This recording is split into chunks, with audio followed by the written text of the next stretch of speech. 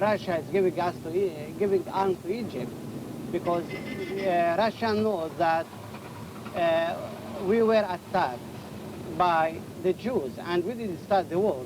The war was started by the Jews. Besides, there is a decision by the United Nations that the Jews has to go out from the occupied countries they took in the last war, June War. So they have to help the Russians, they have to help us to be sure that we can get our lands. The Jews are a foreign nation, invaded Palestine and took it from its own people. Now, if they like to live with us, they can live. They used to live with us too. In Egypt, before 1956 war, there were more than 1/4 million Jews living as Egyptians, having all the rights that an Egyptian has. And now still, we have still about 20,000 Jews still living in Cairo. And they are living, they have their own shops. If you like, I can get you a taxi driver. He's working with me. He has his own taxi, working in his taxi, and doing like I work. Around the city, he takes Egyptian fares, everybody.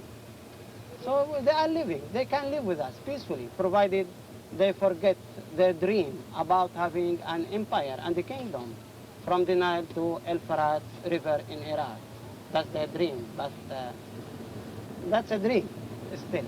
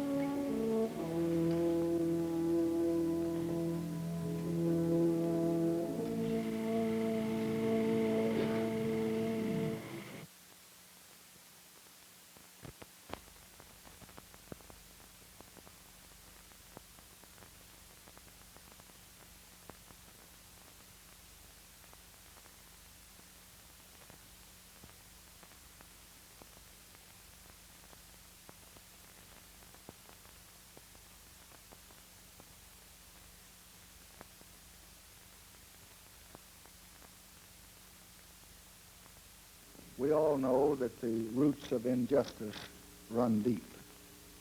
But violence cannot redress a solitary wrong or remedy a single unfairness.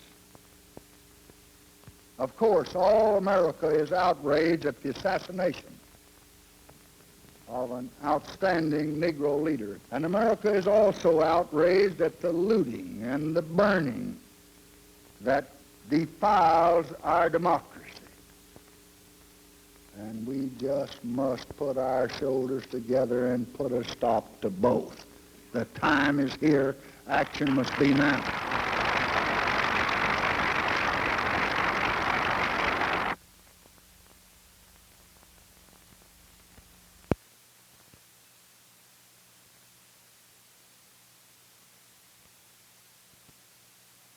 I think it's a very fine development. I think it's the first step, I believe, to a ceasefire and a negotiated peace of this war, and I think it'll be one of the most significant and important things for this country that could happen. This involves the lives of many of our people, of our own young men, our men in the Army, and of course of many other people. And I think that it's far bigger than any partisan considerations. And also, whether it's coincidental or not, I don't know, coming so late, so few days before the election, I can't believe it has much significance with regard to the election, the national election. I do know that the men over in Vietnam, they're still there, are sweating over it. Because every time there's a halt in the bombing, the men over there catch it. I think what is important is what the mothers and fathers and the wives, what they're going to say when they get them letters in the mail telling them that their son's been killed in action. It hasn't worked before, and I believe myself, I don't know how other people feel, but I don't think it's going to work this time.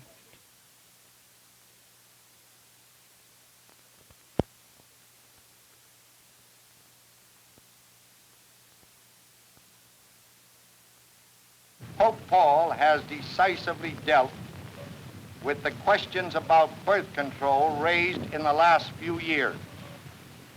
Although the document itself is not infallible in form, it is nevertheless the authoritative teaching of the Church, which rests on an unbroken tradition going back to the beginning of Christianity. He acknowledges that this encyclical, which has caused so much dispute, is not infallible. And then he goes on to say that it is, however, authoritative. I think even you gentlemen of the press who are not theologians could sense that there is something of a problem here when a doctrine which is fallible, that is possibly wrong, is authoritative, and that it takes a considerable amount of work for us theologians to explain just how bound people are in their consciences. If an individual discovers that this fallible doctrine is wrong, and that individual is a priest, is he then expected to serve the truth, or is he expected to serve the official position as it has been announced?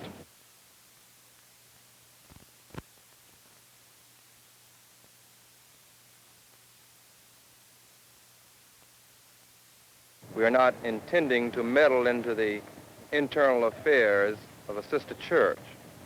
We are concerned that the wider ministry of an ecumenical understanding of the Christian faith be deeply understood by saying that poor people, and as a black man, poor people means to me predominantly black people, have a chance to hear all sides of an issue as crucial as the birth control issue.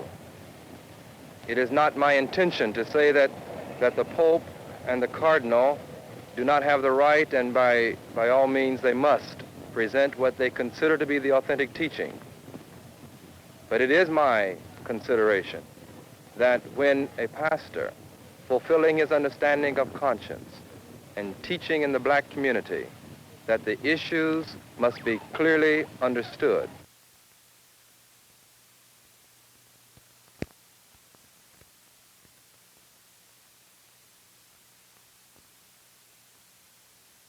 French women didn't change their way of life. It's not because for 1 month the students have succeeded in upsetting completely the life of Paris that the life of Paris is upset for good. It's not true. We have come back to normality. Even politically, the answer of people of France was quite unexpected, wasn't it, for the world? Mm-hmm. And their answer was that they wanted the kind of life that they had before. They didn't want to change. So if they don't want to change, there's no reason why the clothes they wear should change completely. It affected our business, but most of the serious, well-run houses can take that, and even more, and still go on and live. We are not that fragile. Fashion industry in France has such strong roots. And the tree of that industry is rooted so strongly in the soil of Paris and France. And it sprays its branches so far away in the skies of the world that I think that it can take even more than that and still go on and live and be strong and bring its contribution to the world.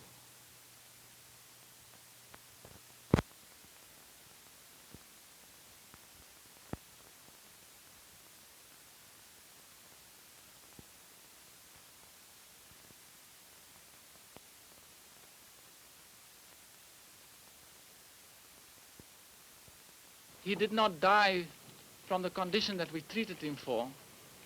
And it was really heartbreaking at autopsy to see how beautiful this heart looked. It was normal in size.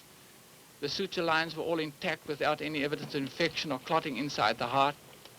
And it was really a great disappointment for us to see that he died of pneumonia, and the heart that we really treated him for looked so normal.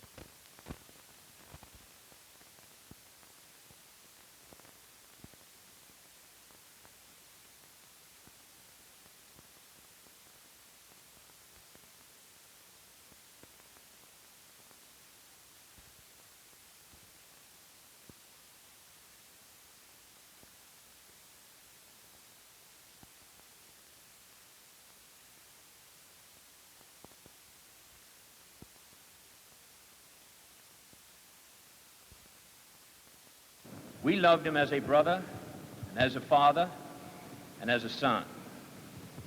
From his parents and from his older brothers and sisters, Joe and Kathleen and Jack, he received an inspiration which he passed on to all of us. He gave us strength in time of trouble, wisdom in time of uncertainty, and sharing in time of happiness. He will always be by our side. Love is not an easy feeling to put into words, nor is loyalty, or trust, or joy. But he was all of these. He loved life completely, and he lived it intensely. My brother need not be idealized or enlarged in death beyond what he was in life. To be remembered simply as a good and decent man who saw wrong and tried to right it, saw suffering and tried to heal it, saw war and tried to stop it. Those of us who loved him and who take him to his rest today pray that what he was to us, what he wished for others, will someday come to pass for all the world.